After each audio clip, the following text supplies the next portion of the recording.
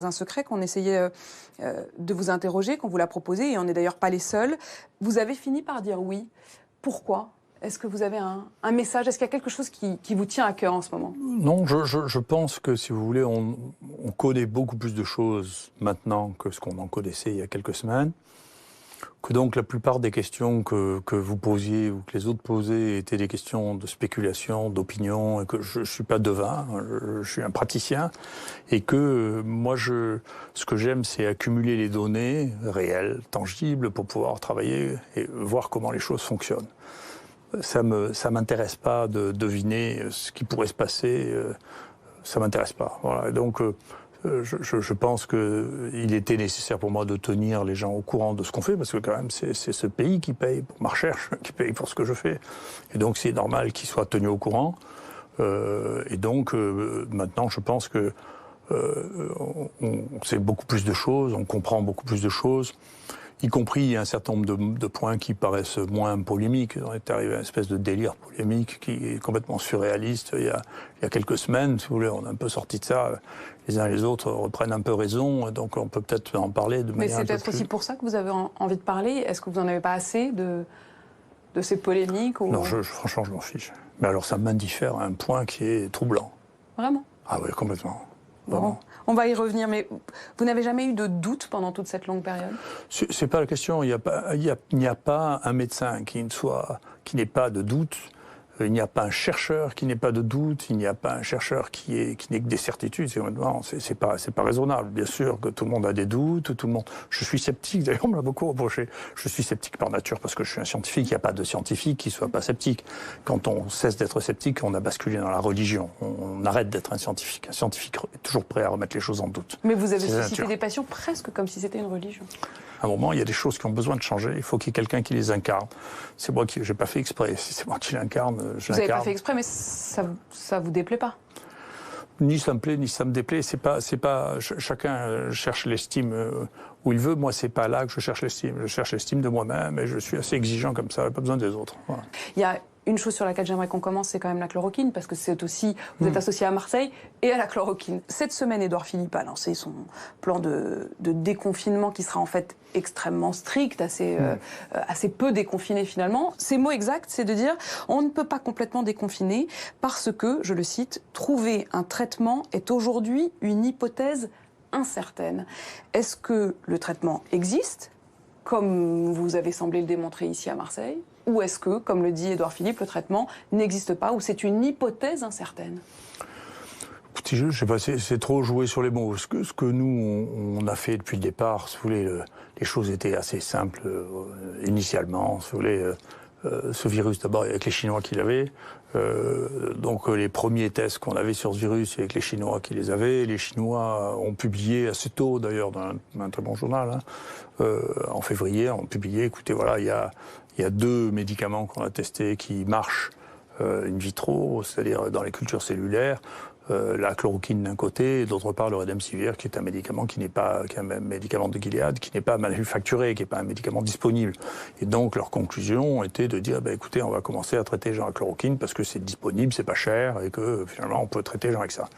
Et donc peut-être un mois après, les autorités chinoises, c'est-à-dire tout le groupe, y compris les représentants du gouvernement, y compris le médecin qui avait mené la lutte contre le SARS, fait une déclaration en disant, écoutez, on a nos essais sur une centaine de malades, la chloroquine donne des résultats cliniques, radiologiques satisfaisants, et dans un deuxième temps, on dit réduit la durée du portage viral, et donc on recommande la chloroquine. Et donc c'était très simple, tout ça était, de mon point de vue, assez simple. Donc d'ailleurs, c'est le moment où moi j'ai dit, écoutez, à mes étudiants d'ailleurs, que mon collaborateur filmait, écoutez, on arrive à la fin de partie, on a un médicament qui marche. D'ailleurs, ce qui est vrai, d'ailleurs, si vous regardez, c'est la question. Regardez, vous voyez, au moment où je dis ça, c'est là. Ouais, regarde la Chine, c'est fini, c'est la fin de partie. D'accord. Ça, c'est la Chine, hein? Oui, ça a sifflé à la fin de partie. C'est vraiment ce qui s'est passé. Donc c'est assez intéressant. Et donc là-dedans, ça déclenche des réactions qui sont absolument inouïes. Le Monde dit que c'est une fake news. Même le ministère de la Santé, en 48 heures, a marqué fake news. Attendez, la chloroquine marche. Ils disent, c'est chinois, ça marche in vitro. Enfin, c'est simple. Et pourquoi cette réaction? Si ça marche, tout le monde aurait intérêt à dire que ça marche. Mais là, il y a une cassure dans le monde, si vous voulez, en 3 parties. Il y a une cassure dans le monde, c'est-à-dire il y a le monde des pauvres, en particulier des moins riches du Sud, qui ont utilisé la chloroquine et puis ensuite l'hydroxychloroquine et l'azithromycine, comme on a fait nous, d'une manière massive, et qui ont d'ailleurs des taux de mortalité très bas. Il y a tout l'Extrême-Orient qui a fait ça. Tout l'Extrême-Orient, la Corée, la Chine. Maintenant, il y a des études prophylaxiques avec la chloroquine qui se mettent en place en Thaïlande, en Inde. L'Inde a mis ça en prophylaxie chez tout le personnel de soins. Donc, c'est des millions et des millions de gens ont été traités avec ça. Et il y a la question de l'Europe de l'Ouest, enfin la Russie aussi, vous savez que c'est un... Enfin, il y a plus Europe de l'Ouest et États-Unis ?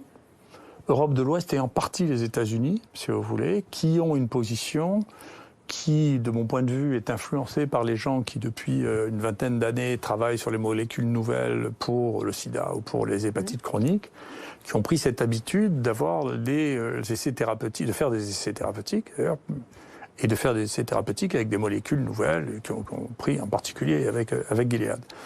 Et donc ça va, tous les référents font partie finalement de ces équipes-là qui, depuis des années, travaillent avec ça comme ressource. C'est quoi ça ? Ça repose sur quoi cette méthode-là ?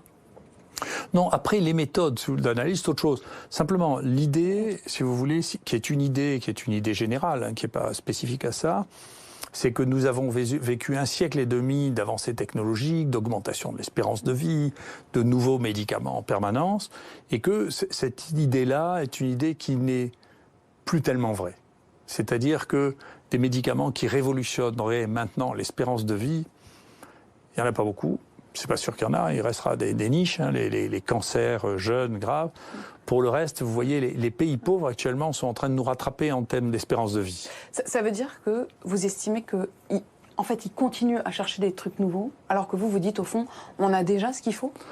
Ça veut dire que par rapport à ce qu'on avait il y a 20 ans, on a un capital en médicaments qui sont extraordinaires. Et en plus, si vous voulez, c'est pour ça que tout ça manque beaucoup de science en réalité. Les gens qui se prétendent scientifiques ne sont pas des scientifiques du tout. Il suffit de regarder leur épreuve de tri, la mienne, pour comprendre. Moi, je suis un vrai scientifique. Et puis, en plus, je suis un épistémologiste, c'est-à-dire que j'étudie l'histoire des sciences. Et je fais des cours d'épistémologie depuis 25 ans. Donc, ça veut dire que les modèles changent au fur et à mesure et toutes les données initiales que l'on a sont des idées que j'appelle tunnellaires, c'est-à-dire que vous ne testez qu'une seule hypothèse.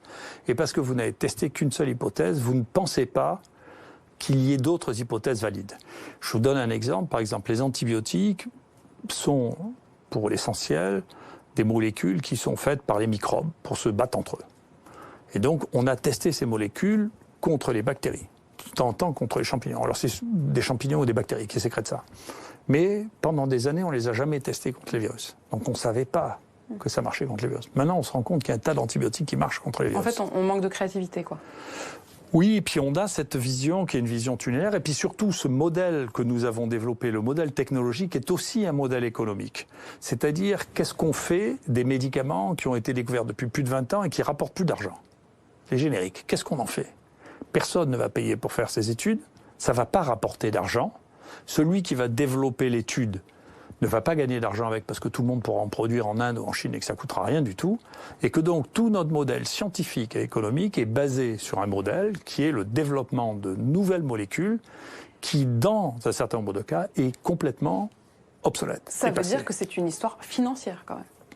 Financière et culturelle. Financière aussi et culturelle. Ouais. Financière et culturelle. L'idée qu'on va répondre à chaque fois avec une molécule extrêmement chère et qui va permettre de créer des congrès, d'inviter des dizaines de milliers de personnes, c'est un modèle qui est en partie un modèle en train de mourir. On va revenir sur ces différences aussi culturelles, mais si on revient sur l'histoire de la chloroquine, est-ce que vous pouvez nous dire vraiment, après justement 2 mois désormais où vous la prescrivez ici à Marseille, est-ce que vous pouvez nous dire que votre traitement, chloroquine et antibiotiques, ont sauvé des vies qui sans cela n'auraient pas été sauvées ?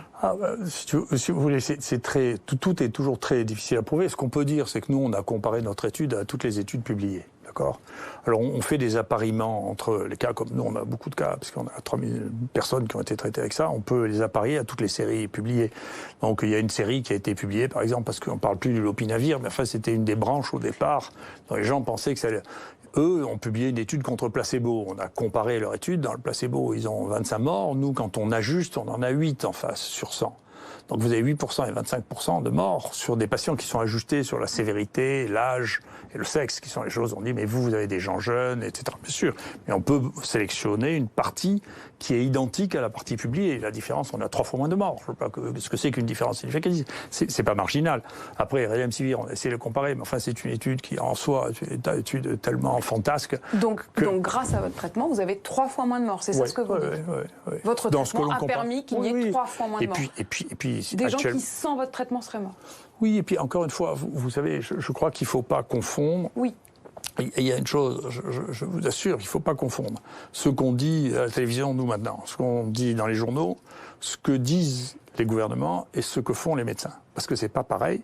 Parce que je peux vous dire que les seuls traitements qui sont prescrits aux États-Unis... Ce qui est bien, c'est que là, vous êtes à la télévision. Oui. Donc ça vous permet aussi de pouvoir à un moment dire... Oui, mais honnêtement, je ne veux pas vous faire de peine, mais je n'ai pas besoin de vous pour dire ce que j'ai à dire.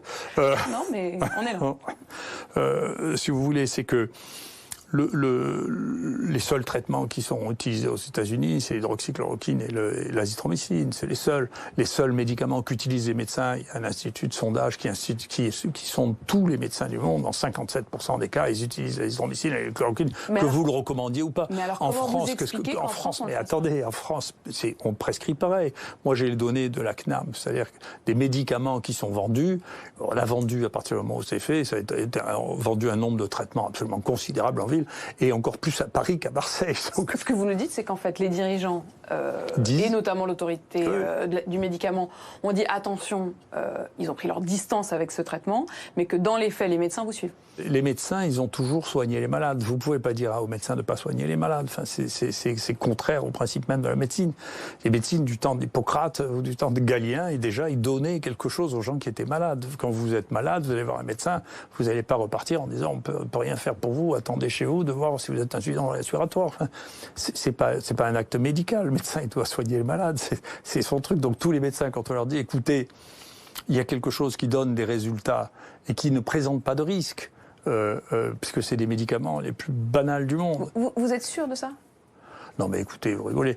La chloroquine, l'hydroxychloroquine, c'est les médicaments les plus prescrits au monde après l'aspirine. Il s'est vendu en 2019 36 millions de comprimés de plaquenil sans que personne n'y trouve rien à dire. Et là, on fait une communication tous les jours en disant que c'est un poison mortel. Mais c'est qui on ?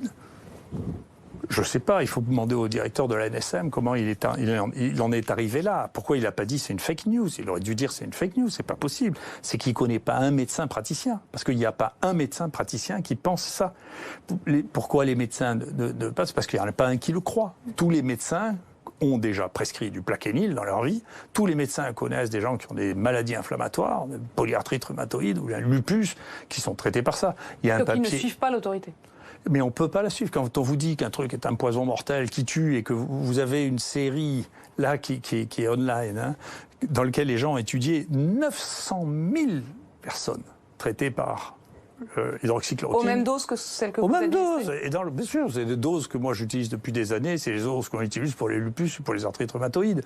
Donc, et qu'ils ne voient aucun accident cardiaque sur 900 000 personnes. Non mais dites, c'est des études. Avant de refaire des études comme ça, il faudra en faire. Donc je sais plus ce que c'est la sécurité. Si ça, c'est pas sûr, alors on sait plus ce que c'est. Donc tout ça n'est pas raisonnable. Après, si... Ça vous met en colère, ça ? Non, ça m'intéresse. Je pense qu'on est dans un changement du monde très important. On a un changement de modèle, c'est ce que je vous explique, c'est-à-dire que la course en avant technologique en disant les vieux médicaments sont moins bons que les nouveaux médicaments, qui est dans la pensée de beaucoup. Il y a des gens qui sont très honnêtes, qui pensent ça très honnêtement, si vous voulez, que les nouveaux médicaments sont moins toxiques que les vieux médicaments, qui pensent ça.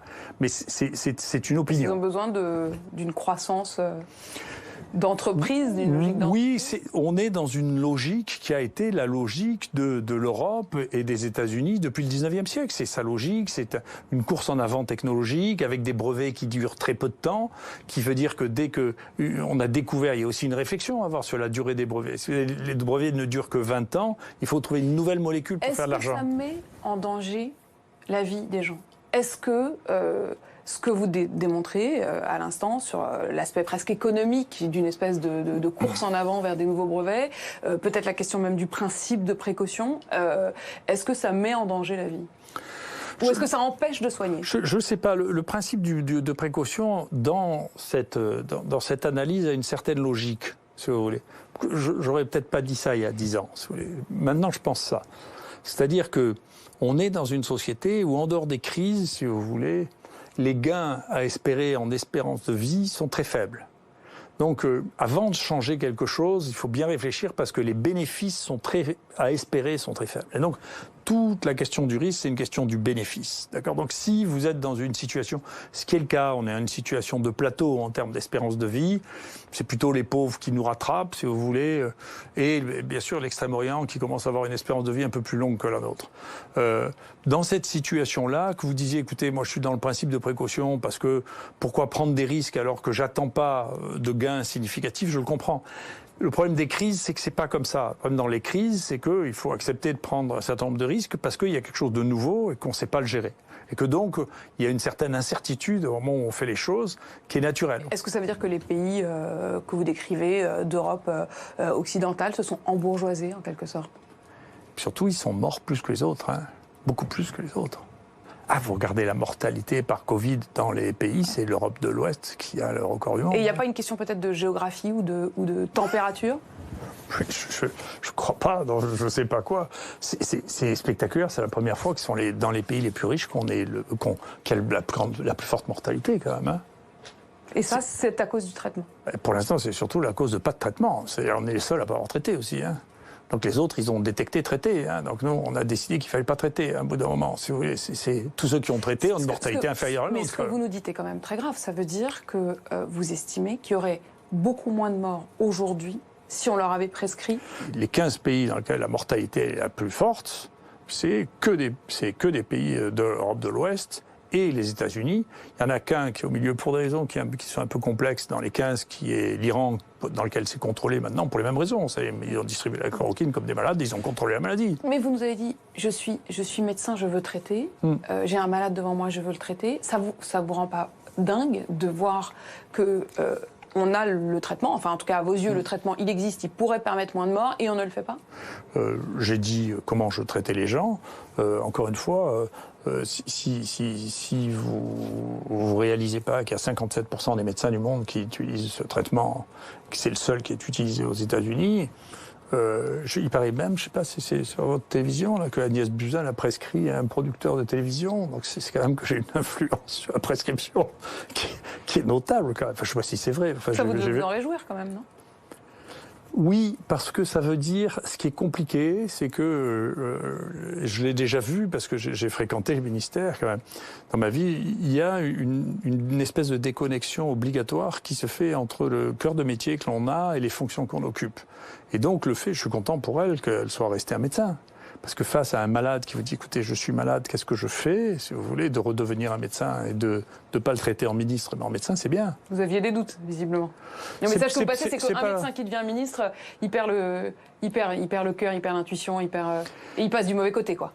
Oui, et puis, si vous voulez, moi, j'ai vu ça, l'environnement des ministres qui sont là est terriblement influent. C'est terriblement influent. Et donc, quand vous répète les choses du jour au lendemain, vous savez bien comment ça part. On leur passe des notes, ils lisent des notes qu'on leur a préparées, ils n'ont plus le temps de travailler par eux-mêmes. Donc, c'est les gens qui sont autour. Donc, le ministre, c'est le porte-parole de gens qui sont autour de lui, entre ses directeurs et puis son cabinet.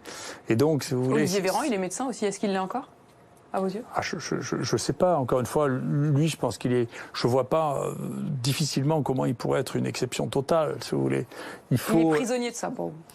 Oui, ceux qui arrivent à échapper, mon point de vue, ça, c'est les vrais politiques. Si vous voulez, les vrais politiques sont plus robustes. C'est quoi des vrais politiques et des faux politiques? C'est les gens qui ont fait la politique pendant 20 ans. Si vous voulez, ils se font moins moins promené que... Vous trouvez que l'ancien monde a du bon? L'expérience. Moi, je suis un vrai écologiste. C'est-à-dire que je pense que les écosystèmes sont complexes et qu'il faut de tout. Donc, il faut des jeunes, il faut des vieux. On peut pas dire qu'on va tuer tous les vieux. Enfin, je suis contre, de plus en plus, d'ailleurs. Mais vous pouvez pas dire, attendez, tous ces jeunes ne comprennent rien. Vous dites aux médecins, n'écoutez pas forcément les décisions qui sont prises dans les bureaux et continuez à prescrire. Non, je peux pas dire ça parce que je tomberai sous le coup de la loi. Je n'ai pas le droit de dire ça. D'accord, mais vous le pensez, mais vous le direz pas. Non. Moi, ce que je peux dire ce que je fais. J'ai bien le droit de le dire.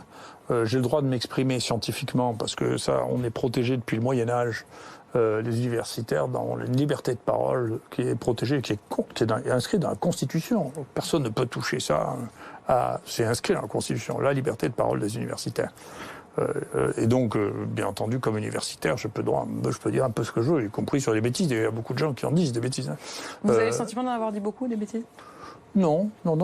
Parfois, j'ai analysé les choses trop rapidement, comme tout le monde. Hein, mais avoir dit au début que peut-être ça ne serait pas très important comme épidémie, avoir dit que ça ne tuerait pas tant que ça. Vous savez, il y a une chose que j'ai toujours dit, toujours, c'est je ne prédis jamais rien. C'est ma nature. Vous avez quand même dit que ça serait peut-être une grippette.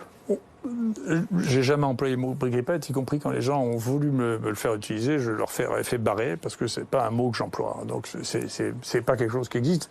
Et une maladie nouvelle ne peut pas être une forme atténuée d'une maladie connue. Ça n'a Mais pas de vous n'avez sens. pas le sentiment d'avoir pensé que ce serait moins important que ça ne l'est devenu? Vous savez, je vous suggère de vous méfier, et c'est seulement quand on aura les comptes qu'on saura. Et les comptes, on les verra bien. Donc je les connais pas, les comptes. Votre intuition à ce stade? Je ne fais pas part de mes intuitions. Mes intuitions sont pour moi, c'est ce qui me dirige. Une hypothèse alors? Non, on verra bien, on verra bien. Mais quand on vous écoute, on a le sentiment que vous êtes assez serein. Oui, vous êtes assez serein. Oui, c'est ma nature. Est-ce qu'on en a trop fait sur ce coronavirus? Est-ce qu'on a excessivement surjoué la gravité? En tout cas, pour les chiffres qu'on a, sûrement, quand vous voyez honnêtement qu'en Chine, je sais pas, comme ils ont eu 5000 morts, si vous voulez, sur la population chinoise dans l'année. Vous les croyez? Ah oui, mais enfin, je vous ai pas honte de vous poser ça comme question. Non, mais c'est une question qui s'est posée, y compris au sommet de l'État. On a entendu Emmanuel Macron qui s'est demandé, qui a dit qu'on ne savait pas forcément tout. Non, mais on ne sait pas tout. Moi, je ne crois pas qu'ils mentent plus que les Français. Hein. Je pense Parce que les Français, ils mentent? Tout le monde ment, mais plus ou moins. Tout le monde ment. Enfin, donc moi, je ne sais pas si les politiques chinois mentent plus que les autres. J'en sais rien du tout. Je n'ai pas de raison de le croire. Si vous voulez, moi, j'ai été impressionné quand je suis allé en 2005 en Chine. Moi, j'ai été impressionné par l'organisation et la stratégie chinoise. L'IHU, ça m'a relancé pour la construction de l'IHU que j'avais proposé au ministre en 2003. Ça m'a relancé parce que j'ai eu le sentiment d'être sous-développé à côté de la Chine. Et l'IHU, ça représente à peu près 10% de l'hôpital de Shanghai, et moins bien équipé que c'était en 2005. D'accord ? Donc on a beaucoup de retard sur ce qui est en train de passer en Extrême-Orient. Et qu'est-ce que vous avez pensé de ces théories qui ont été développées il y a quelques semaines, que le virus il aurait pu être créé dans un laboratoire chinois ou qu'il se serait échappé d'un laboratoire chinois? C'est plausible? Écoutez, moi, à mon stade, je ne crois pas. Enfin, après, encore une fois, je vous dis, je suis un renégat. Si on me prouve que c'est vrai, mon Dieu, je changerai d'avis, ce ne sera pas la première fois. Mais franchement, ça me paraît très, très invraisemblable. Pourquoi vous êtes un renégat? Parce que, si vous voulez, on ne peut pas faire de science sans se rendre compte que les choses et les hypothèses, y compris des choses qu'on a enseignées, sont fausses. On se rend compte que c'est pas vrai 10 ans plus tôt, qu'on disait des bêtises, qu'il y avait toute une partie du monde qu'on connaissait pas, sur lequel on avait fait des déductions, et qui n'étaient pas vraies. Voilà, c'est la nature. Et donc, moi, j'ai enseigné des choses dont maintenant je sais pertinemment qu'elles sont fausses. Moi, je commence mes cours en maladie infectieuse en disant, écoutez, ce que je vous dis est pas vrai. Je sais déjà que c'est pas vrai, et de toute manière, le temps dira que c'est pas vrai, mais il faut bien que je simplifie les choses pour pouvoir commencer. Après, une fois que vous aurez appris les choses simples, vous apprendrez que c'est pas vrai. Mais il faut commencer par des choses simples. Sauf que, professeur Raoult, il y a beaucoup de gens qui ont cru en vous, sur certains points, notamment sur le fait de pouvoir sauver des vies. Est-ce que vous n'avez pas le sentiment, parfois, de leur avoir un peu vendu du rêve? Non, pas du tout. Je ne vois pas pourquoi. Écoutez, nous, on a des mortalités les plus basses du monde. Je veux que je dise. Quand même, ne doit pas tuer les gens. Vous connaissez des endroits où on a une mortalité de 0,3 ou 0,5%, mais ça n'existe pas, il n'y a que nous. Et la pandémie, pour vous, elle est finie? Ou en tout cas, le pire est derrière nous? Je ne sais pas. La plupart, nous, on surveille ça de très près. On est les seuls à surveiller ça depuis le début. Hein. C'est le nombre de cas, simplement. Hein. Donc, ça, c'est la courbe des cas, ça, c'est la courbe des tests. De tous ceux que vous avez testés De tous ceux qu'on a hein. testés. On a fait 100 000 tests ici, quand même. Hein. Donc, on a des vraies données, si vous voulez. Et donc, ça a culminé où on était à 4000 tests par jour, vous voyez. Ça a culminé aussi là où on avait presque 400 personnes par jour. Donc ça continue à diminuer, c'est une pente, et c'est pareil, la proportion diminue. Et c'est vrai que la courbe en cloche, comme ça, c'est une courbe habituelle. C'est comme ça que se passent beaucoup d'épidémies. Elles montent, pour des raisons qu'on comprend mal, elles deviennent de plus en plus contagieuses, de plus en plus sévères, et puis elle diminue, ça n'a rien à voir avec le pourcentage d'immunité de la population. On ne sait pas pourquoi ça se passe. C'est une chose qui est inconnue. Enfin, on ne le sait pas. Donc on est en bas de la cloche pour vous ? Là, on est en bas. On voit bien qu'on est en bas de la cloche. Nous, on vous voit là. Et puis, encore une fois, il y a un site là que j'avais mentionné qui montre ça pays par pays. Vous voyez, c'est ce qui s'est passé. Et dans combien de temps ce sera derrière nous ? Je ne fais pas de pareil comme ça. Vous avez demandé de faire des prédictions. Je vais vous dire 10 fois que je ne fais pas de prédictions. Donc ça va finir par devenir lassant. Mais en tout cas, les épidémies ont communément une forme de cloche, de répartition en cloche comme ça, où il y a une accélération, un pic, et puis une diminution. C'est banal comme forme. Voilà, c'est une forme banale. Il arrive que cette forme ne soit pas respectée, mais c'est banal. Est-ce que pour vous qui étudiez les pandémies, vous avez le sentiment que ce coronavirus, il est assez banal ? Oui, globalement, on verra. Pour l'instant, si on compare les données des infections virales respiratoires, pour l'instant, hein, après, encore une fois, on verra après, mais ça tuait plutôt moins qu'en 2017. Que les infections virales respiratoires dont tout le monde s'est foutu. On ne sait pas très bien pourquoi. Il y a eu beaucoup d'infections grippales, H3N2. Et tout le monde s'en est fichu. Est-ce que c'est grâce au confinement que ça a moins tué ? J'en sais rien. Vous savez encore la causalité. C'est très. C'est-à-dire la cause des modifications. J'en sais rien du tout. Les interventions humaines peuvent changer la hauteur du pic, si vous voulez. Mais la dynamique de l'épidémie, c'est une dynamique de l'épidémie qui est juste la dynamique des épidémies. C'est comme ça. Ça veut dire que du point de vue sanitaire, scientifique, pour vous, confinement ou pas confinement, ça n'aurait pas changé tant que ça ? Je me reposais la même question, mais je vous fais la même réponse. On ne peut pas évaluer les stratégies humaines de réponse. Je ne crois pas qu'elles changent la dimension de la courbe, mais elles peuvent changer le pic de la courbe. C'est-à-dire que le nombre total de cas ou le nombre de cas touchés peut être différent en fonction des mesures qu'on a prises, le nombre de gens qu'on a traités. Le fait de traiter les gens, si vous baissez la période pendant laquelle on porte le virus, vous diminuez le nombre de cas. Si vous évitez la contagiosité d'une manière ou d'une autre, je ne sais pas bien évaluer le confinement, donc je n'ai pas vraiment d'idée. Et puis, c'est très compliqué, c'est une décision politique. Et les décisions politiques, elles ont des facteurs multiples que je ne sais pas juger, que je ne veux pas juger d'ailleurs. Hein. Donc, la peur, moi, il y a une chose qui me fait plus peur que n'importe quoi, je suis toujours d'accord avec moi, c'est la peur. On n'a jamais vu une humanité quasi complète confinée d'un coup. Est-ce que c'est parce que ce virus était plus grave que ce qu'on n'a jamais connu, ou est-ce que parce que notre société ou notre époque est une époque peureuse ? On a une population qui est vieille, qui est inquiète, qui n'a jamais vécu d'événements qui n'a jamais vécu de grandes guerres avec des événements très très très dangereux, et que donc on a ce qu'on appelle une aversion au risque, on supporte plus le risque. Donc on s'est affolé. Notre seuil de peur est beaucoup plus bas que ce qu'il était chez les gens qui avaient eu régulièrement des sujets de conflit on a une espérance de vie qui est très élevée, donc on a l'habitude de vivre vieux, et donc le moindre événement qui pourrait interrompre ce courant-là est vécu très différemment par notre époque que les époques antérieures. Emmanuel Macron, qui a parlé de guerre, il est venu ici, il est venu dans ce bureau, il est venu vous rencontrer. Qu'est-ce qu'il est venu chercher ? Écoutez, je crois qu'il a d'abord eu raison de venir. C'était très bien. Pourquoi c'était très bien ? Parce que d'abord, ça permettait d'exposer les choses que les données que j'ai, donc la perception que je tire de ces données. Il y avait des données qu'on était les seuls à avoir, qu'on était content de communiquer, en particulier, je vous dis, sur le risque chez les enfants, sur l'allure de la courbe, l'évolution de la courbe, les stratégies thérapeutiques que l'on a. Et donc, moi, j'ai trouvé ça... en plus, je reconnais que quand il nous avait demandé de passer à l'Élysée, moi, comme d'habitude, je ne parlais pas comme les autres. Et donc, je pense que ce que je lui disais l'intéressait. Que donc, et pourtant, ça l'intéressait. Il vient ici, vous lui faites ses démonstrations, et derrière, c'est pas suivi de fait. C'est-à-dire votre traitement n'a toujours pas été validé. Il y a toujours cette défiance. Encore une fois, je pense que la décision politique, je vous l'ai dit, je trouve que la décision politique est au moins aussi compliquée que comprendre les épidémies. Je sais que c'est difficile à comprendre les épidémies. Donc dedans, il y a toutes sortes d'influences, il y a des gens... C'est un peu le danger des gens qui entourent ces politiques, c'est qu'ils sont sur un mode très... Et même quand on est président de la République, on n'arrive pas à prendre l'ascendant là-dessus ? Je sais pas.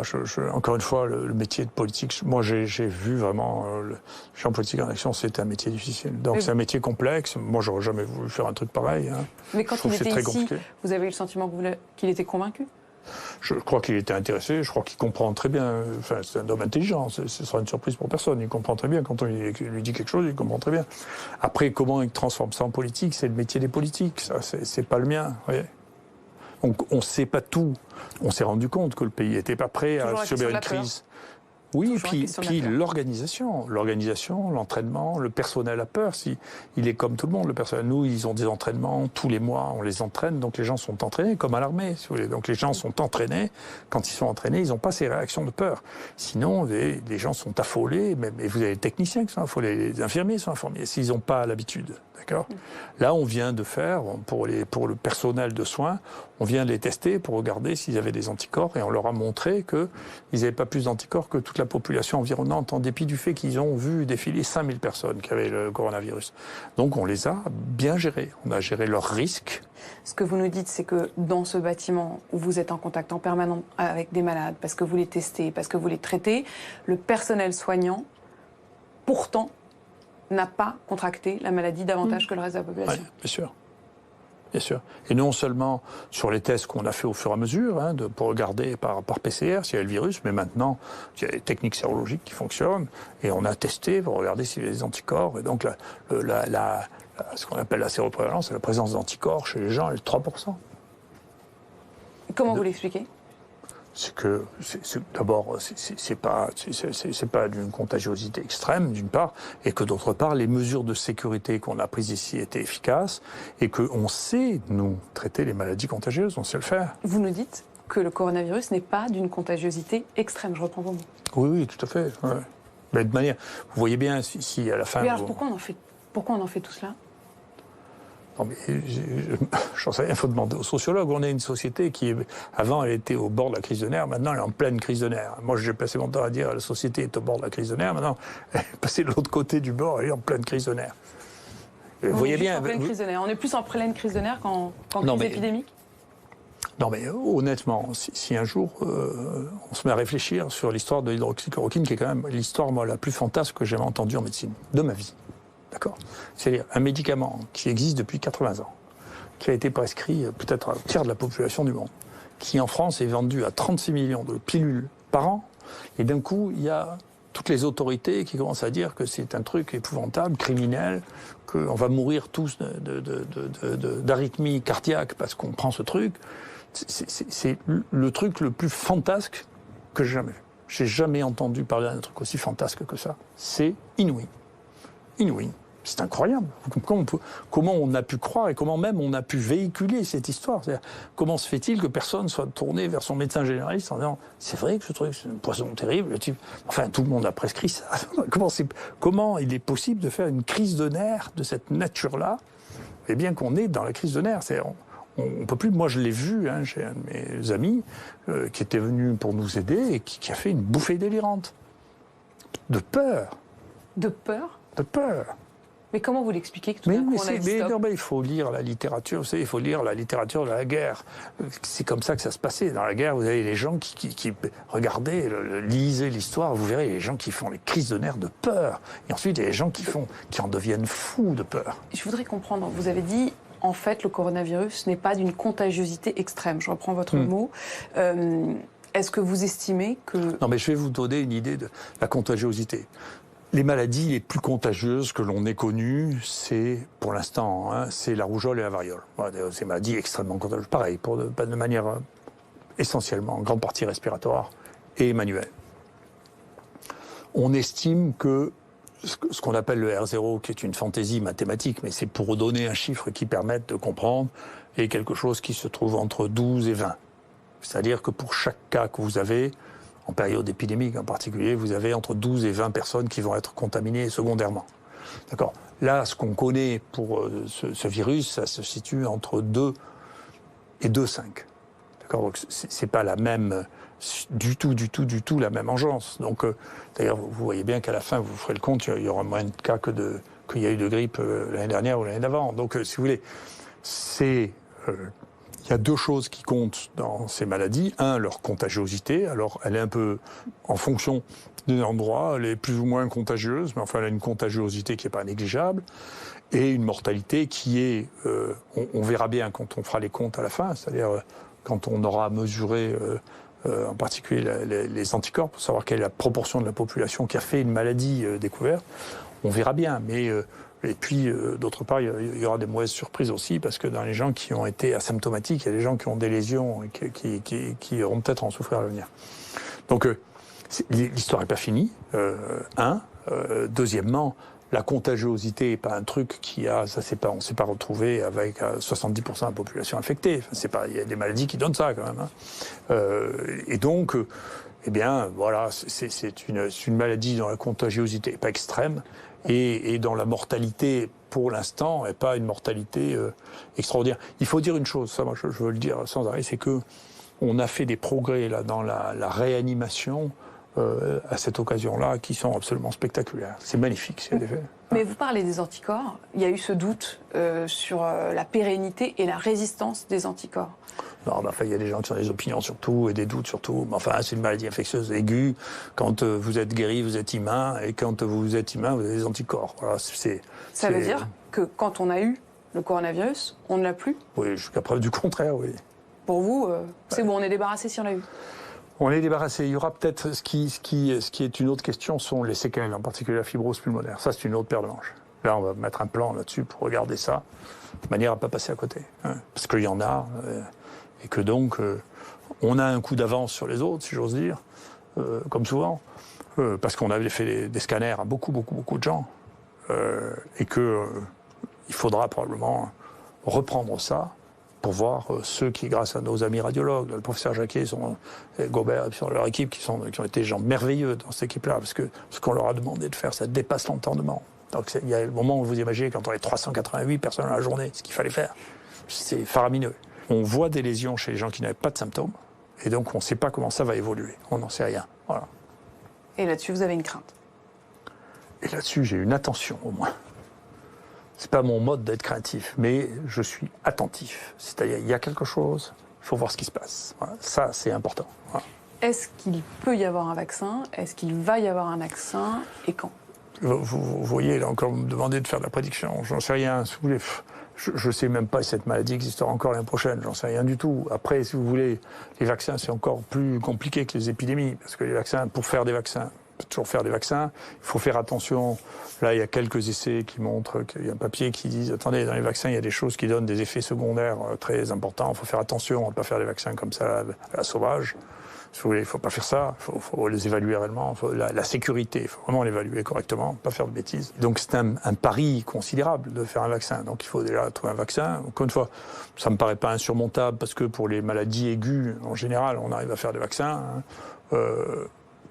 Ensuite, une fois qu'on a fait le vaccin, il faut que la maladie soit encore là. Donc si on a le vaccin, il n'y a plus de maladie, un truc. Puis il faut que les gens veuillent avoir du vaccin, parce que vous leur demandez maintenant qu'ils ont tous terrifiés s'ils veulent un vaccin, ils vont vous dire oui. Mais quand vous voyez qu'un vaccin contre la varicelle, qui fait quand même plusieurs centaines de milliers de cas par an en France, est pas recommandé, et pas utilisé, alors que depuis 20 ans, il est fait aux États-Unis, vous voyez aussi, c'est compliqué. C'est la politique, c'est social, c'est pourquoi on fait pas. On a le vaccin contre la varicelle, contre les rotavirus. Je ne sais pas si vos gosses sont vaccinés, vous devriez les vacciner si vous ne l'avez pas fait. En tout cas, je vous le recommande moi. J'ai compris, j'y songerai. Professeur, vous, si le vaccin existait, vous vaccineriez justement vos proches? Le vaccin contre le coronavirus? Non, mais encore une fois, je ne peux pas. Je vois vous essayez de me tirer le verre du nez, mais globalement, je sais. Chacun son métier. Si, oui, si le coronavirus disparaît maintenant, comme beaucoup de maladies saisonnières, hein, s'il disparaît maintenant, s'il revient l'année prochaine, on verra bien s'il revient l'année prochaine. Si vous voulez, déjà, la question se reposera seulement s'il revient l'année prochaine.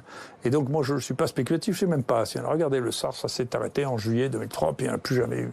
Donc, et pourtant, les gens ont préparé des vaccins. Là, elle pourrait disparaître dans quelques semaines, la maladie. C'est possible. C'est pas Certains impossible. parlent d'une seconde vague. Non, mais je ne sais pas d'où ça sorti. C'est encore une espèce de fantaisie, ça. C'est une fantaisie, l'idée d'une seconde vague. Non, mais on peut tout imaginer. On peut avoir de l'imagination surtout, mais c'est de la science-fiction. Donc, on peut penser ça, on peut penser le contraire. Moi, je ne veux pas avoir des opinions sur des choses. Vous n'avez pas d'opinion sur l'idée d'une seconde vague?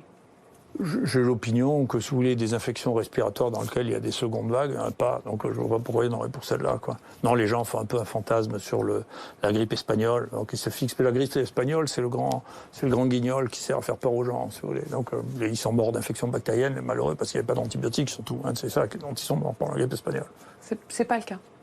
De 500 000 morts? Ouais. 500 000 morts, c'est beaucoup, hein. Non, mais Là, non, il disait la prochaine grippe espagnole. Non, ça ne peut pas arriver parce que l'histoire ne se répète pas. Et pour une bonne raison, c'est 97% des gens qui sont morts de grippe espagnole sont morts de surinfection bactérienne. Et donc, ils sont morts de staphylocoque, de hémophilus, de pneumocoque, et on a les antibiotiques pour ça. Donc, ce n'est pas une question. Un mot sur les enfants et le déconfinement. On a vu que certains pays décident de garder les écoles fermées jusqu'en septembre, que nous, on a décidé de les rouvrir progressivement à partir du 11 mai. Est-ce que renvoyer les enfants à l'école, pour vous, c'est quelque chose de raisonnable? Je ne prédis pas ce qui va se passer. Dans l'état actuel, si l'évolution de la maladie continue à avoir cette allure-là, il y a des gens là, qui sont à Singapour, qui ont calculé que, compte tenu de la courbe qu'on observait en France, on passerait de 97 à 99% de l'épidémie pendant la deuxième semaine de mai. Donc, basé sur des analyses comparatives sur tout ce qui s'est passé dans le monde. Mon Dieu, ça me paraît pas illogique. Donc, ça me paraît être la solution pour l'instant et dans l'état de nos connaissances la plus plausible. En tout cas, on ne prend pas un risque?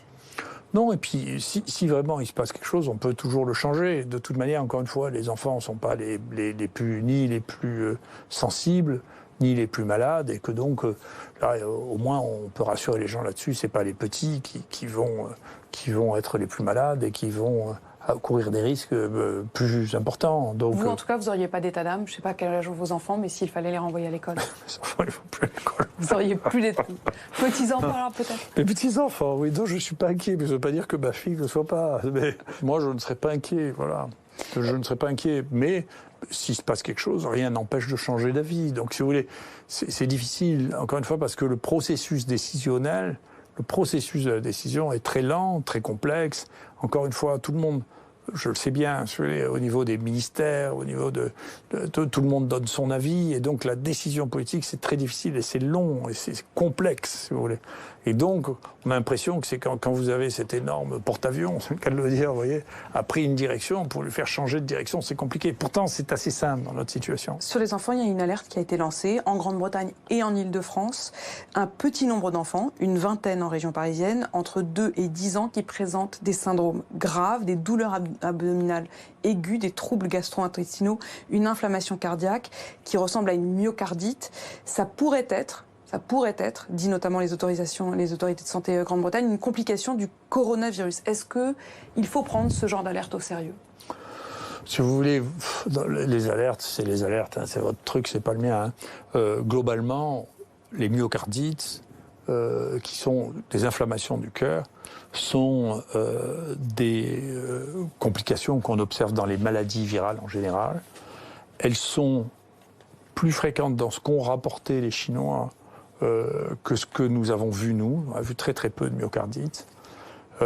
C'est une des causes de complications des infections virales respiratoires. Mais chez les petits-enfants? Chez tout le monde. Dans les grippes, ça tue. Les myocardites tuent dans les grippes. Hein. N'oubliez pas, pour l'instant, la grippe a tué beaucoup plus d'enfants que ce que a tué le coronavirus. Hein. Donc la grippe tue. Mais c'est vrai qu'il y a des myocardites.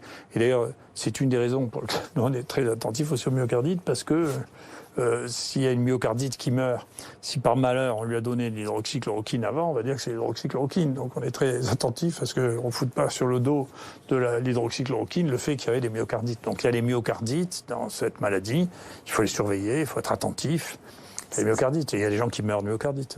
Je voudrais quand même vous entendre sur cette étude américaine qui avait été dévoilée le 21 avril dernier, qui affirmait avoir traité différemment 3 groupes de malades et que celui traité à l'hydroxychloroquine aurait davantage eu de mortalité que d'autres. Le ministre de la Santé, Olivier Véran, s'est appuyé sur cette étude, l'a citée dans l'hémicycle, et vous dites que cette étude c'est des fake news, que c'est de la chasse aux sorcières. Comment on s'y retrouve? Qui croire? Moi, si vous voulez, je discute pas avec les uns et les autres. À la place publique, moi je sais lire. Si vous voulez, j'ai fait une étude métagénomique. Il ne sait pas lire, le ministre de la Santé?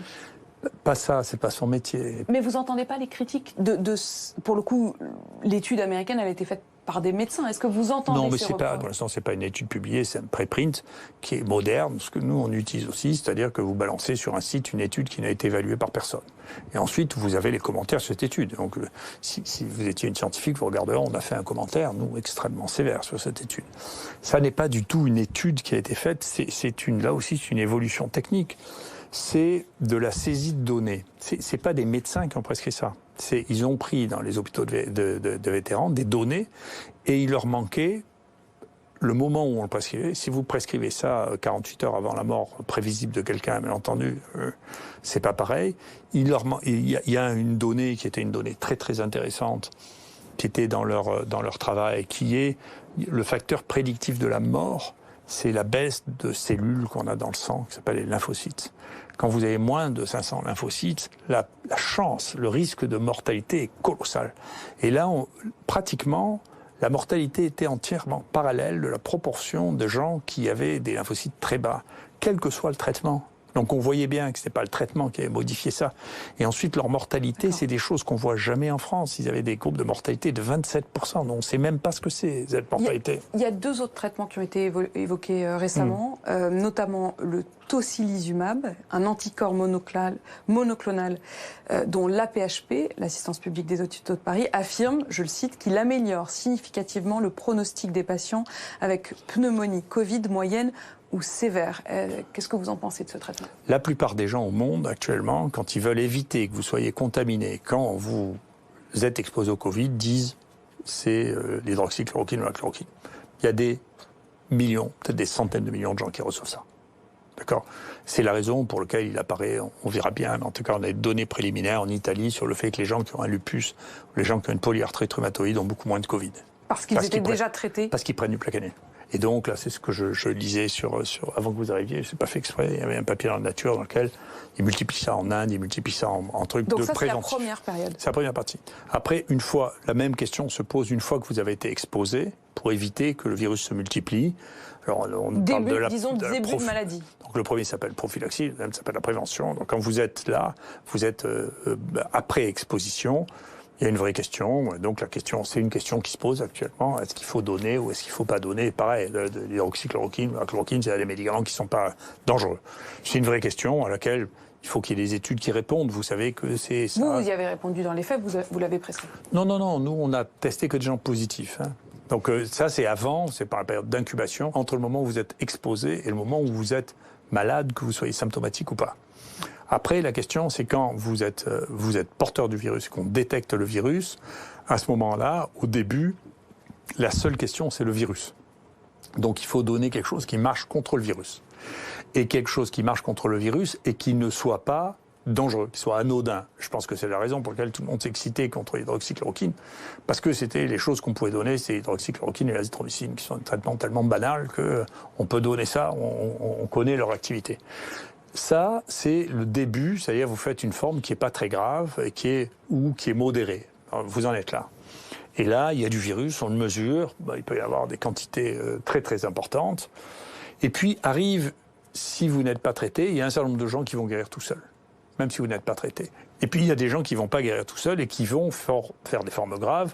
En particulier, il y a une population qui est surreprésentée dans les formes graves, qui sont les hommes âgés et qui ont des pathologies par ailleurs, l'hypertension, le diabète, etc. Ceux-là ont plus de risques de faire des formes graves. Et quand ils arrivent à cette forme de ce stade de forme grave. Et en particulier ceux qui sont en réanimation, à la fin de la réanimation, ils n'ont pratiquement plus de virus. Et ce qu'ils ont, leur problème, c'est la réaction que nous avons, nous, contre le virus. La bataille contre le virus, c'est ce qui devient dangereux. Et à ce stade-là, les traitements sont des traitements qu'il faut mettre contre l'immunité.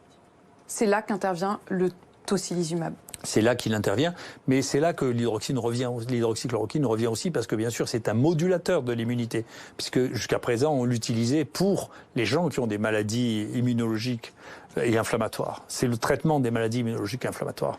Donc c'est pour ça que l'hydroxychloroquine a un rôle au début et à la fin. Oui. Et l'advoralimab, qui est également testé c'est bien, bien sûr. Vous dites pourquoi pas?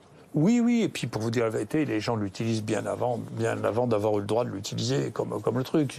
Dans les réanimations, ils les ont utilisés, ils ont des résultats en disant, écoutez, ça améliore les gens. Et donc, il y a les anti-IL1, les anti-IL6 qui ont été utilisés, là aussi hors AMM, parce que les médecins des réanimations sont des médecins aussi. Et si on leur dit, écoutez, vous n'avez pas encore l'autorisation de le faire, ils disent, à la fin, j'en ai marre, je veux pas qu'ils meurent. Vous avez parlé des polémiques, vous avez parlé des réactions inouïes. Pour reprendre votre mot, j'aimerais bien qu'on parle un peu de vous, Didier Raoult. Vous avez été décrit par certains comme un druide, comme un rocker, comme un gourou, comme un génie ou même comme un fou. Est-ce que vous vous reconnaissez dans l'une ou l'autre de ces expressions? Non, pas du tout, puis je m'en fiche, honnêtement. Vous vous en fichez? Vous avez joué un peu de ça, non? Pas du tout. Non, mais vous croyez vraiment que je joue? Enfin, vous n'êtes pas lucide. Hein. Votre look, on a beaucoup parlé de votre look de rocker. Ça n'a rien à voir? C'est juste un hasard? Non, mais écoutez, moi, d'abord, vous savez, je suis celui qui me voit le plus souvent avec ma femme. Donc, ce qui est bien, c'est que ma femme soit contente. D'ailleurs, c'est à cause d'elle que je porte la barbe, parce que je me rase pas l'été. Enfin, elle m'a dit, mais garde la barbe, ça te va très bien. Donc, les cheveux? plus, ça cache les rides, vous savez, la barbe. Je sais pas comment les femmes ont besoin de se faire tirer pour pas qu'on voit les rides du cou, parce que les hommes, il suffit de leur porter la barbe. C'est votre lifting à vous, en fait, la barbe. C'est une espèce de lifting, oui, il y a beaucoup de... C'est quand même, la barbe, c'est très à la mode. Je suis vous êtes pas à la trop mode, finalement, en fait. Oui, je fais pas exprès, hein. Mais en tout cas, voilà, quant aux cheveux longs, écoutez, mon père portait déjà, il était général, ça n'empâtait pas au même âge que moi, il a les cheveux longs, c'est comme ça, j'en vais chercher midi à 14h, puis ce qu'on pense de moi, vous savez, je m'en fous, moi j'ai pas de problème avec... de vous, mais votre père? Quoi, mon père? Qu'est-ce qu'il penserait de vous? Oh, écoutez, on serait d'accord. On serait d'accord. Il a pris beaucoup de risques, bien plus que moi. Mes ancêtres ont pris des risques colossaux pendant la guerre, des risques inouïs. Donc, même les gens qui ont le sentiment que je prenne des risques, je trouve que c'est un peu ridicule par rapport aux risques qu'ont eu ma famille. Au contraire, j'avais un peu honte de ne pas avoir pris de risques comme ça. Je trouve que c'est pas mal. Vous vous êtes rattrapé, là? Oui, j'ai pas eu le sentiment. C'est plus les gens de l'extérieur qui ont l'impression que je mène une vie très risquée. Moi, je le sens pas comme ça. Voilà. Votre bague, on la voit pas là, vous êtes caché, mais... On a beaucoup parlé de votre bague tête de mort qu'on voit sur toutes les images de vous. Oui, mais écoutez, là aussi, vous savez, la tête de mort, c'est le symbole de la vanité de la vie, le fait qu'on n'est que des hommes et qu'on meurt à la fin. Voilà, c'est la lucidité, c'est le principe de la lucidité, la tête de mort. Mais vous accepteriez les honneurs? La Légion d'honneur, par exemple? Ah oui, bien sûr.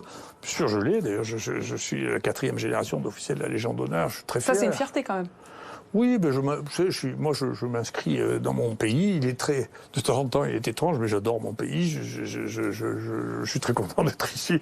Je connais ces bizarreries, j'ai pas de problème avec mon pays. Si j'avais dû émigrer, j'aurais émigré depuis bien longtemps. Il y avait un autre honneur, le comité scientifique. Vous y avez été nommé, vous l'avez quitté, pourquoi?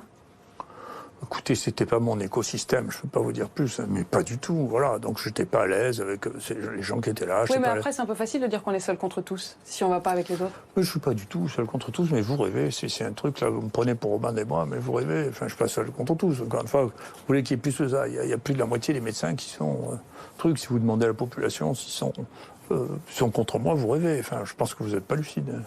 Donc je parle pas de la population là, mais simplement ce que vous disiez par rapport aux autorités. Non, mais vis-à-vis des autorités, moi, j'ai pas de problème non plus. Enfin, je vous dis honnêtement, le président de la République, je ne me trouve pas seul contre nous. Le président de la République est venu ici voir ce qu'on faisait. Je pense qu'il a été convaincu au moins que l'Institut hospitalier universitaire était une grande réussite pour le pays et que c'était bien. Il m'a écrit un très gentil mot pour me dire qu'il avait été très heureux et qu'il souhaitait qu'on garde le contact et qu'on discute de ça. Vous n'avez pas des regrets, peut-être d'avoir été pris pour un autre ou de vous être adressé directement aux Français, les avoir fait peut-être un peu trop rêvé, penser que c'était pas grave tout ça? Non, mais je comprends pas ce que vous dites. Je comprends pas. Moi, j'ai passé mon temps à dire ce que moi, je suis pas comme vous. Moi, je rapporte les données que j'ai moi, que je transmets. Je pense la même chose. Je dis la même chose depuis le départ, c'est-à-dire que les maladies infectieuses, vous savez, il faut les diagnostiquer, les isoler quand ils sont contagieux, les traiter. Je pense ça, je le pensais. Alors ça, j'ai pas changé d'avis depuis bien longtemps. Je pense ça. Et quant au reste, si vous voulez, moi, je rentre pas dans l'espèce de folie terrifiante. Je pense qu'il ne faut pas le faire. Peut-être que la meilleure manière de pouvoir transformer cette façon de prendre des décisions serait de devenir soi-même ministre? Non, mais c'est pas possible. On peut pas jouer au ministre. C'est pas possible. La politique, pour moi, c'est un métier maintenant. C'est encore une fois, moi j'ai vu les malheureux qui arrivent là, ils choisissent pas leur cabinet, ils choisissent pas leur directeur. Ils ont un environnement qui est déjà entièrement constitué, leur degré de liberté, puis la capacité de décision dans nos vieux pays prudents.